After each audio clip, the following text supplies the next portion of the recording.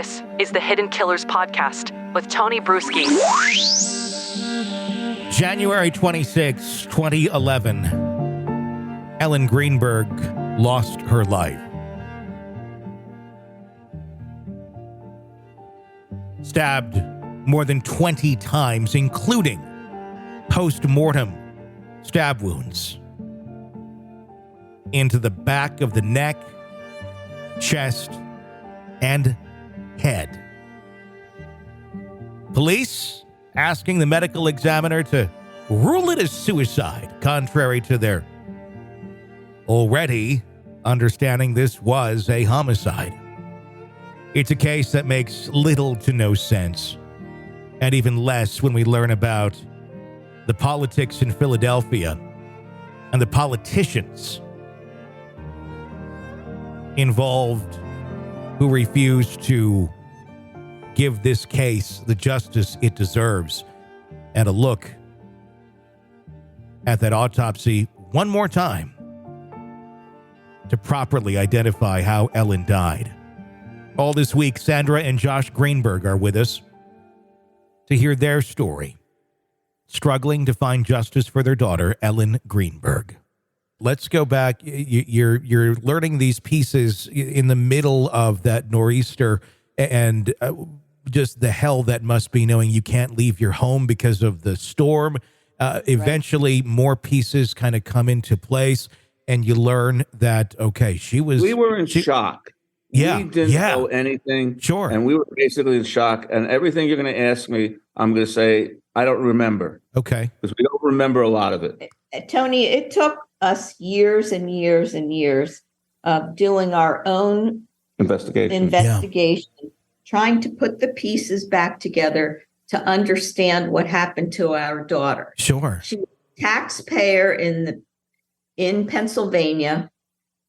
And the people that we would think would come to our aid are doing nothing but. Tony, why does the general public believe me and not the elected officials? Yeah, exactly. Yeah, no, not exactly. Why? I'm asking you a question. Why? Because you're a taxpayer. You're not an elected official. You're not a politician. I'm not the governor. I'm not a mayor. I'm not a policeman. Yeah. They believe me over them.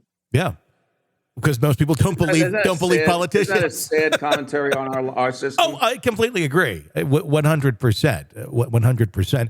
And you're speaking from a place of one interest of getting justice for your daughter. When politicians speak, they're not speaking from that perspective. They're speaking from a perspective of, I want to be reelected. I need to have this person on my side for this or that. And that's where it all turns into the nightmare that it does. What was your first inklings that in this investigation that something was very, very off here? Obviously, it was looked at as a homicide initially, then ruled as suicide. I'm going to answer your question. Yeah. I don't remember. Okay. All I know is we decided to hire Cyril Weck and pay him money to review the case. But we didn't know what the H we were doing. Yeah. And the police never contacted us. They never contacted us, Sandy. I sent letters with a return receipt to the building management company. And what did you get back? And the district attorney. And what did you get back? Nothing. Right. Saying, I want to go on record as the mother of Ellen Ray Greenberg. Yeah. Please share the guest logs, the video, the security video, and any other information. And I got radio silence.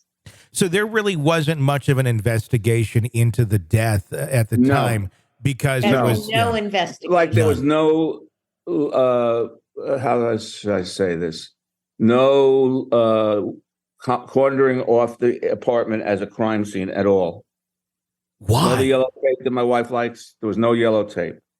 In fact, the uncle of the fiance removed my daughter's computers, her fiance's computers, and other personal stuff from this thing, but did not take the engagement ring that was on the night table.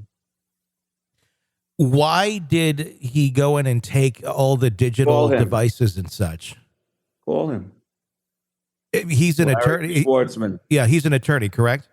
You bet. Has he spoken on this at all? No. No. He's going to say he was protecting it so it wouldn't get stolen. He'll make some bogus story up, and the judge, who may be politically connected with him somehow, will agree with him. That's what's going to happen. Can I just go on record in saying that I never gave him permission to touch or take any of my daughter's personal effects? Essentially, he stole them. Okay. Legally, he stole them. If you want to, describe what he did. Sure. He came 2 days later to the funeral. He's a lawyer.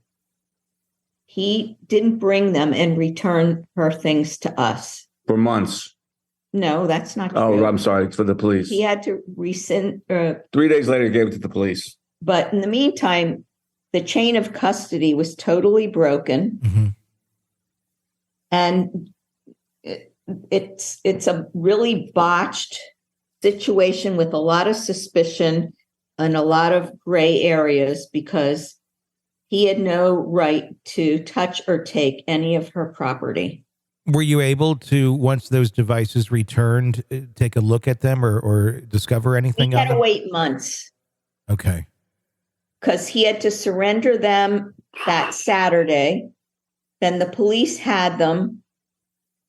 And in the meantime, Judge Schwartzman had Ellen's credit cards, handbag, keys, cash, her all her credit cards that he didn't return to me until Josh and I, once we could recollect ourselves, maybe like 6 weeks later, I'm guessing, we went into Philadelphia to City Hall to file, the paperwork. We had to go to the building, talk to Sam. Sam had to talk to his father. His father had to talk to his uncle to relinquish our property. They're thieves. Very bizarre. I mean, this should just be, hey, here's this stuff back.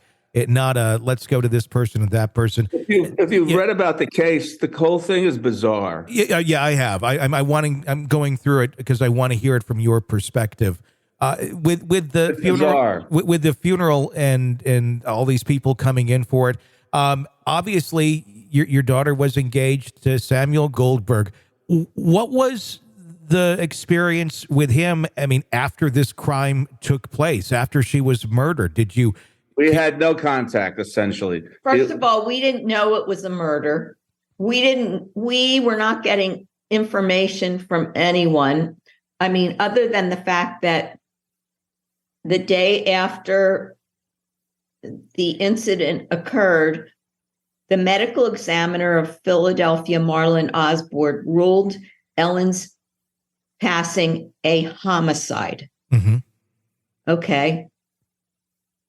But still, I didn't understand. I didn't know she was stabbed 20 times. I didn't know that until I read the autopsy. Well, they didn't know it either until they did the autopsy, because they never looked at her back.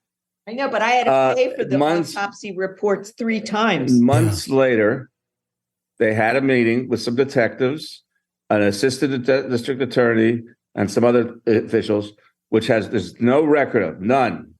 There's no written record of this meeting where they discussed it with the medical examiners, and the police convinced the medical examiners to close the case and call it a suicide. And that's suing the 3 medical examiners for malicious misconduct to cover up a homicide.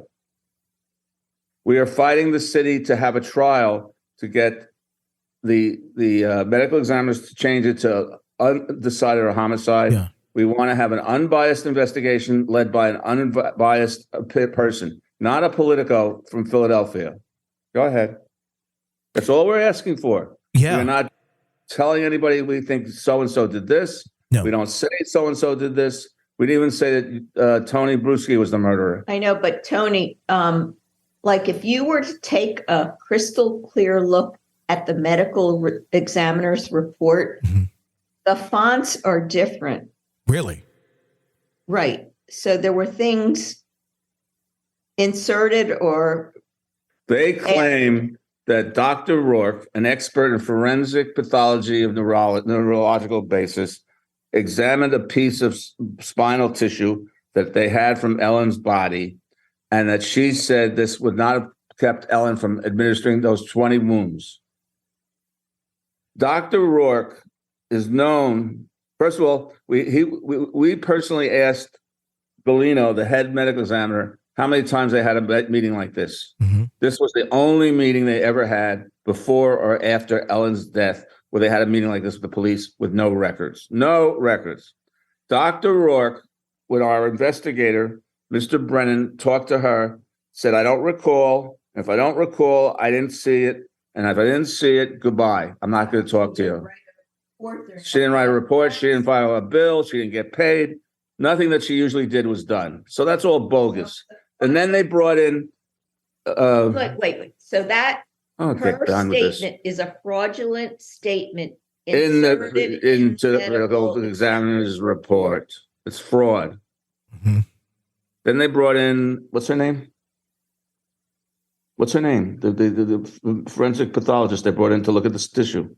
Lindsay Emery? They brought in Lindsay Emery. They hired a new forensic pathologist. And under oath, Lindsay Emery's position said that Ellen got these wounds to the back of the neck and other places after you got these wounds post-mortem. Mm-hmm. How do you kill yourself and then continue administering wounds? How do you administer 20 wounds and don't stop from the pain? Exactly. I mean, none of this makes any sense. And that's what's so baffling about this all is these are just facts. These are not debatable pieces of this. Evidence to prove everything we're saying. Exactly. And actually, the stuff that Lindsay Emery said, she was employed by the medical examiner's office, not by us. Do you understand what I'm saying? Yeah. We didn't pay her. Sure. Not a paid expert for us, which they will say, oh, you were paid by the Greenbergs. This is all bogus. This is all, I couldn't write a script like this.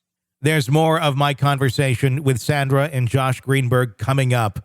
Be sure to press subscribe wherever you download podcasts so you don't miss any of this conversation every day this week. I'm Tony Brueski. Stay with us. This is the Hidden Killers Podcast with Tony Brueski.